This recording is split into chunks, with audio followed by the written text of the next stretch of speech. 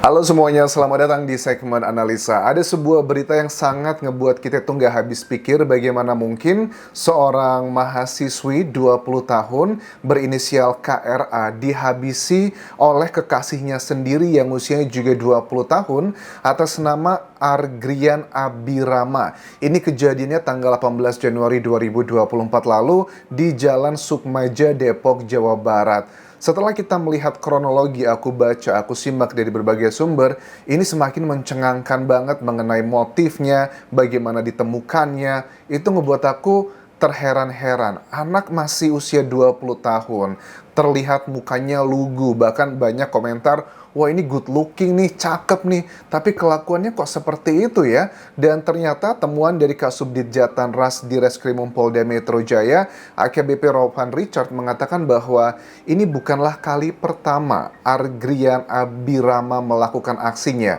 Dia tercatat ada 2 kasus yang sejenis, dia melakukan hal tersebut kepada 2 perempuan, yang satunya masih di bawah umur, dan itu pun satunya sekarang sedang mengandung. Dan dia juga masuk dalam DPO atau daftar pencarian orang. Ya, kita bahas dulu kronologi detailnya seperti apa. Jadi, kejadian ini adalah hal yang sangat kaget sekali pada tanggal 18 Januari 2024 pada saat ibunda dari pelaku, Argrian Abirama ini ngirim pesan ke emaknya gitu. Dia ngomong ke pesan ke emaknya bahwa ngasih tahu ada seorang perempuan yang di rumah kontrakan dia karena Abrian ini tinggal sama emaknya di sana, ngasih tahu bahwa mak, nih ada perempuan di kamar, aku ikat tangan dan juga kakinya. Kan kalau seorang anak bisa ngomong seperti itu ke emaknya, aku yakin ini bukan kali pertama. Dia begitu santai banget, dan rumah tersebut kan juga merupakan rumah yang ditinggali kedua orang tuanya juga di situ.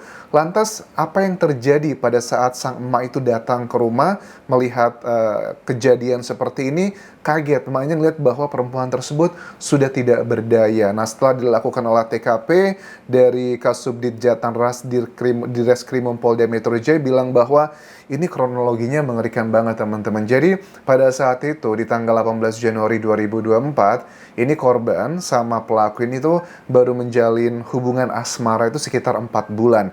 Mereka kenalan lewat sosial media, kemudian dekat. Nah, di hari naas tersebut, pelaku ini nelpon lah si korban buat datang dong, jemput dong ke kontrakan, aku pengen ngopi bareng nih karena kangen katanya. Ya udah, akhirnya dijemput sama KRA, mahasiswi 20 tahun ini. Pada saat dia dijemput, apa yang terjadi? Di rumahnya kosong, nggak ada orang, ibunya lagi pergi. Diajaklah masuk. Pas diajak masuk di sana, karena mungkin tipikal gaya pacaran dia harus melakukan seperti itu. Sudah 4 bulan nih deket, sudah 4 bulan ini kita pacaran dalam tanda kutip, tetapi kok saya belum dapat gitu ya. Akhirnya si pelaku Argrian tuh minta ke kekasihnya, ayo dong kita melakukan itu, dan ditolak mentah-mentah sama mahasiswi 20 tahun tersebut. Lantas apa yang terjadi? Pada saat dia ditolak, dia tuh ngerasa bahwa ini nggak bener nih, ini ngerasa kayak harga dirinya tuh dijatuhkan banget. Makanya kondisi jenazah itu kan ditemukan dalam kondisi tangan dan kakinya terikat, juga ada banyak luka lebam. Dan ternyata memang betul, pelaku ini sudah mengakui pada saat dia ditolak itu justru malah dia kayak ngerasa kayak tertantang gitu. Akhirnya dia memaksa melakukan itu, kemudian baju dan juga celananya dirobekin satu persatu. Setelah itu dia melakukan aksinya. Dan tentu aja yang namanya juga kalau orang sudah kesetanan seperti ini, mau sekuat apapun perempuan melawannya, ya tenaganya tidak akan bisa mengalahkan sang prianya. Setelah selesai, Argrian itu menyalurkan apa yang dia mau. Bukannya dia ditolongin atau dibawa ke rumah sakit, karena dalam proses untuk melakukan itu pun dia sempat dilakukan hal-hal yang sangat kasar sekali. Ini terlihat dari foto-foto dan juga video yang beredar yang begitu sangat menyedihkan sekali. Setelah selesai, kemudian perempuan ini langsung dipakaikan baju lagi, kemudian kaki dan tangannya diikat lagi, kemudian dia tuh ditutup dengan kayak selimut. Nah, dia bilang ke penyidik bahwa saya itu ngasih tahu ke emak saya karena saya pikir dia masih dalam keadaan hidup. Katanya kan pesannya bahwa itu ada perempuan yang saya ikat tangan dan juga kakinya. kesannya adalah dia masih hidup. Jadi kesannya dia ini pengen, karena dia udah punya pelajaran, dia sudah terbiasa melakukan tindakan pidana dan juga kriminal seperti ini. Dia udah ngerti alasan seperti ini bisa menyelamatkan dia nanti dalam persidangan, menyelamatkan dalam tanda kutip untuk meringankan hukumannya. Yang aku tangkap di sini, Argrian itu berusaha pengen menggiring keadaan atau fakta hukum bahwa dia tidak ada niat untuk menghabisi, dia hanya melakukan hal tersebut aja. Tapi jujur ini hal yang sangat mustahil sekali. Dengan luka-luka lebam yang dia lakukan ke korban, itu udah jelas banget. Ini bisa dijawab nanti dengan data otopsi teman-teman, karena data otopsi itu akan menghasilkan salah satu yang akan menjawab ini semua adalah mengenai penyebab kematian dan juga waktu kematiannya. Kalau dikatakan menurut Adrian bahwa saya nggak tahu pada saat aku tinggalkan dia udah meninggal dunia atau enggak, ya dicek aja waktu kematiannya jam berapa, kemudian juga penyebab kematiannya apa. Apakah penyebabnya itu karena ada luka cekikan, ataukah karena dia kehilangan darah dan sebagainya, noda merah. Ini juga yang akan menjadi penentunya nanti. Jujur aku nggak yakin kalau Adrian bilang bahwa dia nggak tahu kalau ditinggalkan itu dia sudah meninggal dunia, itu bohong sekali menurut aku, nggak mungkin. Kemudian juga ini proses yang akan mengaburkan fakta yang mau ditutupi sama Adrian ya. Dan juga buat emaknya ini, emaknya juga heran ya. Adrian ini kan sudah masuk dalam DPO, daftar pencarian orang.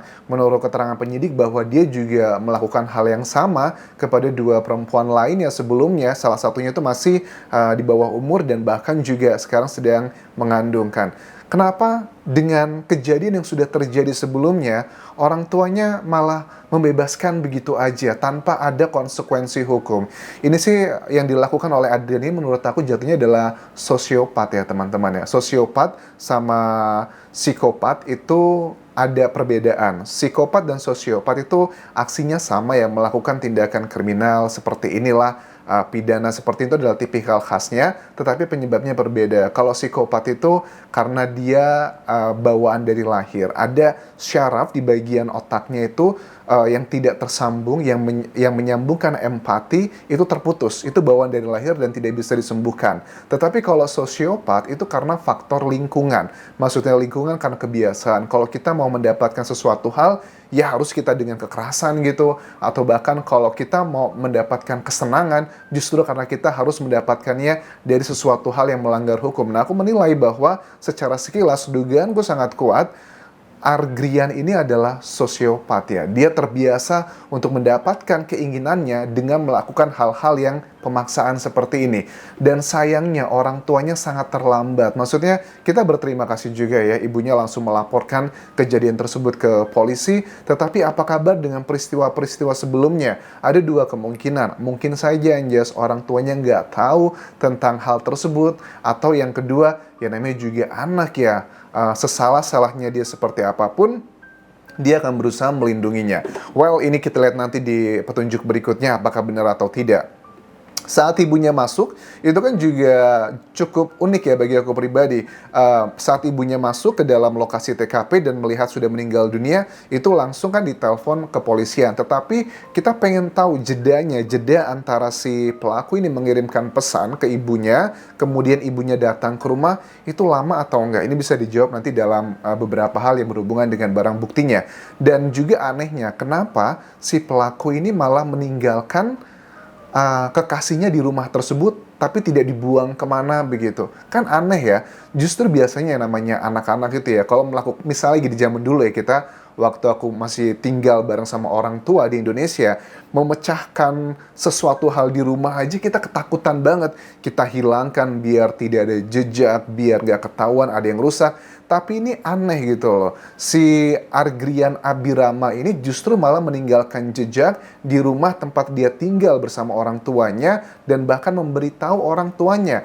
Apakah ini sebuah kebiasaan ataukah sebuah perilaku yang nggak wajar menurut aku? Dugaanku nih ya teman-teman ya, ini bukan kali pertama terjadi seperti ini. Maksudnya asumsi dari sebagian masyarakat bilang bahwa kayaknya Argrian ini sudah beberapa kali atau sering melakukan tindakan pidana seperti ini. Kemudian acak-acakannya, messinya itu dibereskan sama orang tuanya. Apakah dugaan seperti itu? Karena secara logika, kalau anak ya melakukan hal yang nggak benar, ngerusak barang atau apapun di rumah sendiri bareng sama orang tuanya, itu bakal ketakutan, akan menghilangkan. Tapi ini dia malah nyantai, ngirim pesan ke emaknya, kemudian dia kabur ke Pekalongan. Dan aku lihat juga si emaknya juga sudah sadar ya, nggak mungkin dia bisa melindungi anaknya lagi, apalagi juga meninggalnya di sana, banyak jejak, banyak petunjuk juga mengarah ke sana, ada motornya di sana, udah nggak bisa lagi menghindar. Dan ini jadi pelajaran buat teman-teman dimanapun kalian berada, bahwa kalau seandainya kalian punya anak ya usia berapapun itu, kalau sudah melakukan tindakan yang salah sebesar ini, jangan pernah dilindungi atas nama kasih sayang. Harusnya dia belajar untuk bertanggung jawab. Seandainya kalau Agrian ini dulu dia ditangkap dengan 2 kejahatan sebelumnya, dia masuk dalam penjara, aku yakin korban Kaira pasti akan selamat, tidak akan terjadi seperti ini. Dan si pelaku pun juga akan jauh lebih bertanggung jawab. Karena aku lihat wawancaranya di mobil bersama penyidik waktu dia ditangkap di Pekalongan, itu kan dia kelihatan santai banget ya, wajahnya datar, kayak udah terbiasa gitu loh. Biasanya orang tuh ketakutan banget ya pada saat ketangkap sama polisi, tapi dia kayaknya udah biasa aja.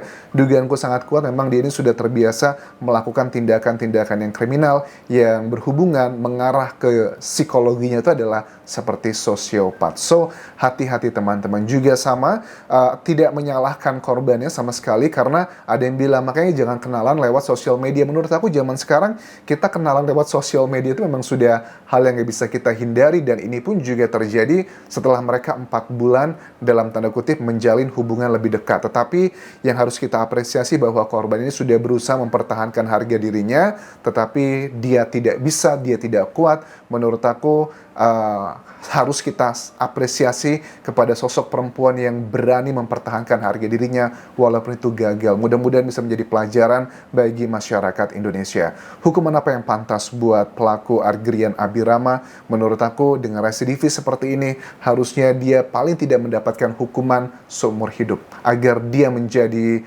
contoh bagi orang lain. Ada 3 kehidupan yang dihancurkan, ditambah dengan keluarga besarnya.